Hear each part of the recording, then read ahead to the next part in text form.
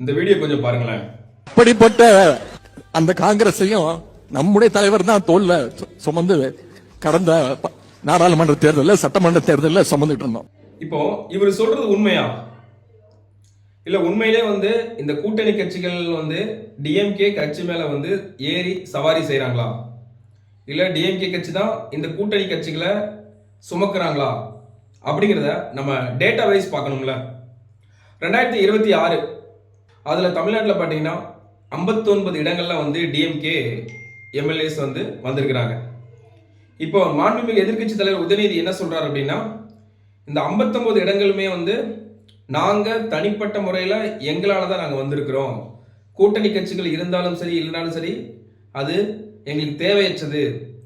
அவங்க ஜெயிச்ச ஒரு சீட்டோ 2 சீட்டோ நாங்க போட்டது தான், எங்களால தான் அவங்க ஜெயிச்சிருக்கிறாங்க அப்படிங்கிற கருத்து தான் இவர் பதிய வைக்கிறாரு. அப்போ நாங்க தான் அவங்களை வளர்த்து விடுறோம் அப்படிங்கிற மாதிரி கருத்துலாம் இதில் பதிய வைக்கிறாரு.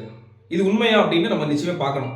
ஏன்னா 2026 நம்மளோட சட்டசபை தேர்தலில் 59 இடங்கள்ல டிஎம்கே வித் அலையன்ஸோட ஜெயிச்சாங்க. இப்போ என்ன அப்படின்னா, இந்த 59 இடங்கள்ல இவங்க சுயேட்சையா நின்று இருந்தா ஜெயிச்சிருப்பாங்களா அப்படின்னு ஒரு கேள்வி நம்ம எல்லாருக்குமே எழும். அது உண்மையா அப்படின்னு நம்ம கண்டுபிடிக்கணும். ஏன்னா இப்போ காங்கிரஸ் கட்சி நம்ம தமிழகத்தில் இப்போ இந்த தேர்தலில் வாங்கின ஓட்டு சதவீதம் பார்த்தீங்கன்னா 3.37%. விசிக்கு வாங்கின ஓட்டு சதவீதம் 1.09. அப்போ 3.37 பிளஸ் 1.09. சிபிஐ வாங்கினது 0.66. சிபிஎம் வாங்கினது பார்த்தீங்கன்னா 0.60. ஐயுஎம்எல் வாங்கினது 0.29.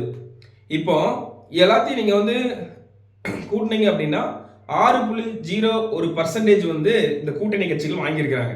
சரிங்களா? இப்போ இந்த கூட்டணி கட்சிகள் 6.01% வாங்கினத இவங்க இப்போ 59 இடங்களை ஜெயிச்சிருக்காங்கல்ல. இது அட்லீஸ்ட் இவங்க ஒரு ஓட்டு வாங்கியிருந்தாலும் சரி, இல்லைன்னா ஒரு 10,000 ஓட்டு வாங்கியிருந்தாலும் சரி, அதை இதுலேருந்து கழிச்சு தானே அப்போ அதில் அவங்களோட ரிசல்ட்டை பார்க்கணும்.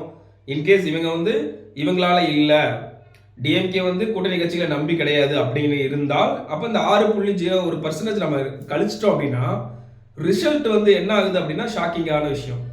என்ன அப்படின்னா 59 தொகுதிகளில் இன்னைக்கு ஜெயிச்சதுனால எதிர்கட்சி அந்தஸ்தில் உட்காந்துட்டு இருக்காங்க. இன்கேஸ் எலெக்ஷனுக்கு முன்னாலேயே இவங்க அந்த பக்கம் போயிருந்தாங்க, இல்லை வேற யாருக்காவது இப்போ இந்த 5 கட்சிகளும் இந்த டிஎம்கேக்கு ஆதரவு கொடுக்காம இருந்திருந்தால் என்ன நடந்திருக்கும் அப்படின்னா வெறும் 17 இடங்கள்ல தான் இவங்க ஜெயிச்சிருக்கிறாங்க டிஎம்கே. அது எப்படின்னா டேட்டா வைஸ் நம்ம பார்க்கலாம். இது எல்லாமே டேட்டாஸ் நம்ம ஃபேக்காக சொல்றது கிடையாது. நம்ம வெப்சைட்ல இருந்து கவர்மெண்ட், அதாவது எலெக்ஷன் கமிஷன் ஆஃப் இந்தியா வெப்சைட்ல இருந்து நம்ம டேட்டாஸ் எடுக்கிறோம். அதுல நம்ம மாண்புமிகு எதிர்க்கட்சி தலைவர் அதாவது உதயநிதி ஸ்டாலினே அவரே இந்த 6.01% கழிச்சிட்டோம் அப்படின்னா அவர் தோல்விதான் தழுவிருப்பாரு அப்படிங்கிறது தான் இந்த ரிசல்ட் சொல்லுது. உதயநிதி ஸ்டாலின் அவர்கள் வாங்கின ஓட்டு சதவீதம் எவ்வளவு திருவல்லிக்கேணி தொகுதியில் அப்படின்னு பார்த்துக்கிட்டீங்கன்னா 44.76%. இதுல 6.01% நம்ம கழிச்சிட்டோம் அப்படின்னா 38.75% ஓட்டு இருக்குது. அப்போ 39.68% ஆல்ரெடி டிவிக்கே 2வது பிளேஸ்ல இருக்குது. அப்போ ஆட்டோமேட்டிக்கா அவங்க ஜெயிச்சிருப்பாங்க. இந்த மாதிரி இன்கேஸ் இவங்க கூட்டணி கட்சி இல்லை அப்படின்னா. அதே மாதிரி பார்த்தீங்கன்னா ஹார்பர் தொகுதியில 45.43% இப்போ சேகர் பாபு வாங்கியிருக்காரு. அங்க 6.01% நம்ம கழிச்சிட்டோம் அப்படின்னா 39.42% ஓட் பர்சன்ட் டிஎம்கே ஓடுது அப்படின்னு இருக்கும்.